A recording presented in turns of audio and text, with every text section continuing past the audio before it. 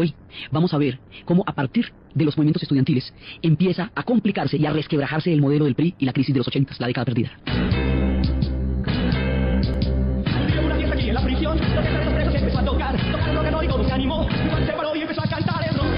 Todo el mundo baila, todo el mundo en la prisión, volvieron a hablar el rock. A la cárcel fueron a dar todos los estudiantes del 68, la gente de Tlatelolco que estábamos viendo la vez pasada. La vez pasada estábamos viendo cómo un movimiento estudiantil, que empezó en el mismo contexto de los movimientos estudiantiles del mundo entero, va a recibir en México la represión más brutal que se pueda uno imaginar y la más desproporcionada con respecto a la capacidad y al alcance del movimiento. Esto fue, digamos, una barbaridad porque rodearlos con nidos de ametralladoras y empezar a disparar sobre una multitud en una plaza llena donde había muchachitos de bachillerato, donde había muchachos desarmados, donde había familias, porque era un complejo residencial, el complejo de Tlatelolco.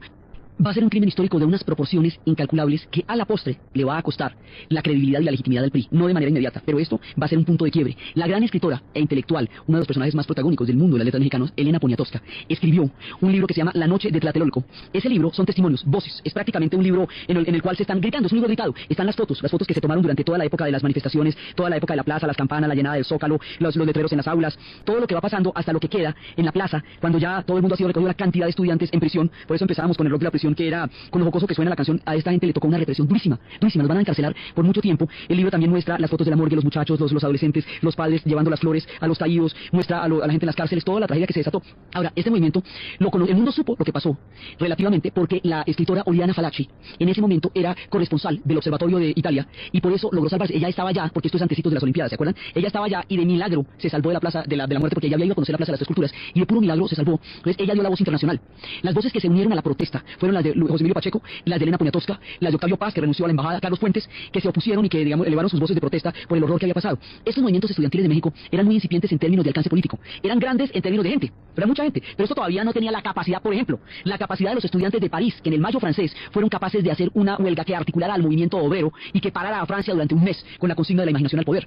Tampoco tenían el alcance, por ejemplo, de los estudiantes de las universidades norteamericanas, que en Estados Unidos, que lograron articular a partir de una serie de debates que se hacían en las universidades por las noches, lo que sería el movimiento para parar la guerra del Vietnam, el movimiento antiguerra, que a la postre sería uno de los factores fundamentales e incidentes en el retiro de tropas y en el fin de la guerra del Vietnam, porque llegó a tener una capacidad de generar y de movilizar opinión enorme. Entonces, ellos no tenían, los mexicanos no tenían toda esta capacidad para articular semejante cantidad de movimientos y de cosas. No, ellos apenas estaban, era el primer movimiento, pero era el primer pataleo, era la primera vez que alguien criticaba al PRI, la primera vez que se ponen medianamente bravos, pero también, pero fueron tratados como una conspiración.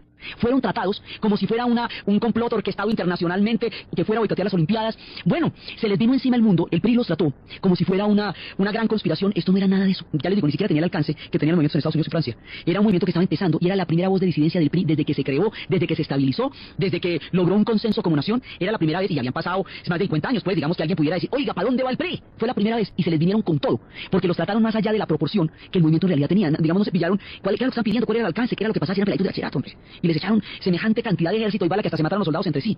Ahí se quebró la fe de esta generación en el sistema, en el PRI. Entonces, inmediatamente no se va a notar, porque después van a ocurrir cosas rutilantes, como las mismas Olimpiadas y como el Mundial del 70, que ya veremos, y a la voz de semejantes glorias deportivas y con todo el brillo que eso va a dar, pues no se va a notar lo profundo que fue esta grieta, esta herida que se va a formar acá, pero esto a la postre es lo que le va a quitar la credibilidad de esa generación, porque la respuesta no pudo haber sido más irracional.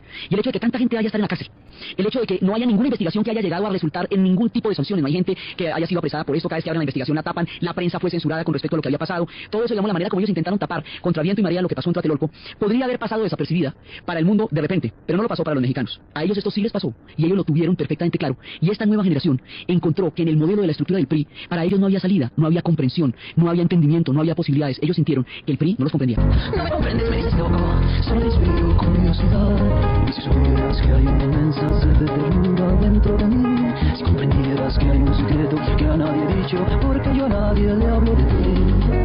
Estos estudiantes van a quedar totalmente borrados antes de que siquiera existan, antes de que esos movimientos tengan algún tipo de orientación política clara. Les va a tocar semejante represión en el año más crítico de la posguerra, el año de 1968. En ese mismo año, habíamos visto la vez pasada, fue la ofensiva del Tet, que es el comienzo de la derrota de los Estados Unidos en la guerra de Vietnam. Esta ofensiva les costó llevar más de 280.000 efectivos más para seguirse manteniendo en combate. Este año es cuando asesinan a Martin Luther King y con eso desatan una rebelión de la raza negra en los Estados Unidos. Este año es cuando el Mayo francés, que sacude las estructuras mismas de Francia y que a la postre pondrá fin a la era de Gaulle. A pesar de que de Gaulle logra sortear el momento histórico del Mayo francés, a las siguientes elecciones ya pierde el poder y termina su era. Es un tiempo de quiebre, es un tiempo cósmico de unos quiebres importantísimos. La era de Gaulle morirá en el 68, aunque no muera en ese mes, pero es allí donde empezará el resquebrajamiento. La era del PRI empezará a resquebrajarse con la noche de Tlatelolco. Esto les va a costar muy duro, porque aunque el PRI se reencauche y dure bastante más, antes de su caída es aquí donde se dio el punto de quiebre. Es en el 68, cuando los tanques soviéticos van a invadir la ciudad de Praga, y van a extirpar el movimiento del socialismo con rostro humano, una reforma hecha desde el socialismo a la ideología en términos de apertura, en términos de libertad, en términos de quitarle el carácter autoritario y dejarle el carácter solidario y convertirlo en un fenómeno de masas del cual se pudiera apropiar la sociedad checa. Era una reforma importantísima porque era un chance de poder modernizarse dentro de la historia, que fue igualmente aplastado por la entrada de los tanques soviéticos, lo que a la postre le va a costar la caída a la Unión Soviética, porque después, en la perestroika, Gorbachev dirá que la perestroika es el socialismo con rostro humano. 25 años después, cuando esta gente duró en la cárcel casi una vida por haber intentado reformar el socialismo. Entonces el 68 es un punto de quiebre muy importante, porque los grandes discursos, digamos los grandes sistemas, entran en contradicción consigo mismos a partir de hechos muy puntuales, a partir de la noche de Tlatelolco, el PRI, a partir de la invasión de los tanques soviéticos en Praga, la Unión Soviética, a partir de la ofensiva del TET, los Estados Unidos. Entonces ahí en este punto pasan cosas que van a crear cambios y transformaciones radicales. Aparentemente, en ese momento los movimientos fueron derrotados, pero esos ecos y el mundo que va tejiendo por debajo van a crear condiciones completamente diferentes. Ya esta nueva generación es una generación desengañada. Estos ya no creen que el PRI es la panacea que puede resolver todos los problemas de la sociedad mexicana, porque han visto en carne propia la impunidad, la represión, la brutalidad con que ellos fueron tratados la primera vez que alguien se quejó pues de algo del PRI. Entonces esto va a ser, digamos, un punto de no retorno, aunque se vaya a mover a nivel subterráneo, aunque no vaya a tener toda la cobertura y el escándalo que debería ser el asesinar en una plaza con fuego cruzado y ametralladoras y francotiradores a unos estudiantes desarmados de bachillerato y de universidad junto con un montón de familias que estaban en la plaza. Entonces, esto con las dimensiones tan escandalosas del hecho va a quedar de ladito, va a pasar casi de agache, pues el testimonio de Diana Falachi lo hace conocer en el mundo y los intelectuales mexicanos elevan sus voces de protesta, pero no es suficiente para que el mundo tome la conciencia de lo que realmente significó lo que pasó en México. Esto fue una barbaridad, fue el resultado más adverso y más terrible de los movimientos estudiantiles. Y en Estados Unidos se formó semejante lío que se formó por la matanza de 4 estudiantes en Kent State University, por el protestando contra la guerra de Vietnam, y allá hicieron un escándalo de medios enorme. Imagínense lo que debió pasar en una situación donde, en una matanza donde murieron alrededor de entre 300 y 3.000, porque no es que ni sabemos cuántos, ni sabemos cuánto, ni hay nadie detenido, ni hay investigaciones, y estos pelados pasaron en la cárcel mucho tiempo, y ni siquiera se podía preguntar por ellos, porque preguntar ya era motivo de intimidación por parte de las autoridades a las familias de los pelados que cayeron en Tlatelolco. Entonces, ¿cómo es que una cosa de estas proporciones, en un momento tan crítico, cuando se están moviendo tantas fuerzas encontradas, tantas líneas de cambio, tantos puntos de choque, va a pasar inadvertido? ¿Qué pasó para que la historia ocultara semejante crimen que había sucedido en ese momento y semejante, digamos, de contradicción consigo misma del PRI, expresado de una manera tan aterradora y tan brutal como lo que pasó en Tlatelolco? Pues es que pasan las Olimpiadas. Dos sucesos inmediatamente después van a desviar la atención y le van a quitar el tono que esto debería haber tenido en su momento y que debería haber tenido en la historia. Y es que por un lado las Olimpiadas, los olímpicos, México se luce, quedan titinísimos, tremendas Olimpiadas, y ahí es cuando la imagen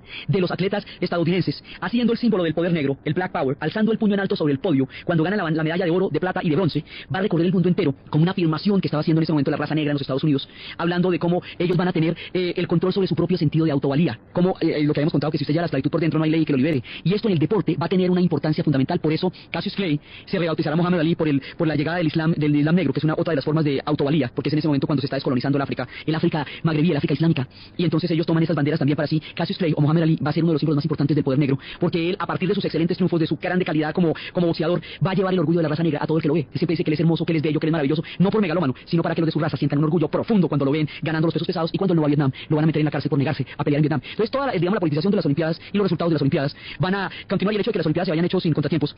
Acuérdense que la matanza de Tlatelolco se hizo para evitar cualquier contratiempo en las Olimpiadas, desde la paranoia del conflicto internacional, en un momento álgido, cuando las cosas estaban, digamos, en un punto sumamente candente, pero del cual los estudiantes no tenían ninguna responsabilidad en términos de estar involucrados en ningún complot. Entonces las Olimpiadas las sacan adelante las Olimpiadas. Estos son momentos de mucha radicalidad, porque son los momentos cuando habíamos hablado que en los colegios de Los Ángeles, en los Estados Unidos, los chicanos empiezan los movimientos para tener los derechos a una educación universitaria, a una preparación académica que les permita una condición de pie de igualdad dentro de la sociedad norteamericana. Digamos, son momentos cuestionadores, son momentos donde la gente está realmente mirando otra perspectiva del mundo. En ese tiempo pasan las Olimpiadas y no hay problema. Y luego va a pasar algo que casi que sepulta prácticamente lo que pasó en Tlatelolco, porque va a llamar tanto la atención, va a ser tan importante, va a ser un ícono, un referente, un paradigma, un punto de mirada con respecto a la cual comparar si es bueno o no un evento. El Mundial de Fútbol de 1970. En el Mundial de Fútbol del 70 va a suceder la mejor selección de la historia. Es cuando Brasil va a ganar la Jules Rimet, tercer campeonato, la tercera Copa Mundo. Es cuando Pelé, Jairzinho, Tostao, Leao, Rivelino, así con todos los juguetes están en ese momento. Es cuando el Bambino de Oro por Italia, en la final, es la época de Beckenbauer, es la época, digamos, donde las estrellas que harían del deporte algo grande se enfrentaron en ese año, en ese Mundial. ¿Cómo era que los mundiales se comparan si fueron buenos o no fueron buenos en la medida en que se parezcan o se distancien de México 70? En la medida en que un mundial se le parezca en calidad futbolística, entonces dicen que es un buenísimo mundial. Y en la medida en que un mundial no tenga nada que ver con el espectáculo futbolístico que se dio en ese año, entonces dice que eso ya nada sirve en el fútbol. Esto es el ícono, es a partir de ahí el antes y después en la historia de los mundiales, es el Mundial de México 70. Entonces esto va a ser tan legendario, va a ser tan fantástico, va a ser tan icónico dentro de la perspectiva de la historia del fútbol como deporte, que ahí se va cualquier cosita que hubiera pasado en México antes de eso. Pues al lado era Pelé, jugando como jugó, jugando contra los uruguayos, jugando y así saltando cuando le iban a dar emboscadas, al lado de todo lo que pasó en eso. Pues lo de Tlatelolco queda atrás, primero por las Olimpiadas y luego después por el Mundial. Pero el hecho de que esto quede atrás no quiere decir que se olvide y no quiere decir que sus consecuencias no vayan a ser a la postre terriblemente dramáticas. Quiere decir que el mundo está maravillado de ver un espectáculo futbolístico nunca antes visto y probablemente después, porque como lo que pasó en México 70, difícilmente se va a ver en una cancha en la historia. Entonces ese es uno de los momentos paradójicamente más enaltecidos y brillantes de la historia reciente mexicana por todo el éxito del Mundial y tienen la sangre detrás.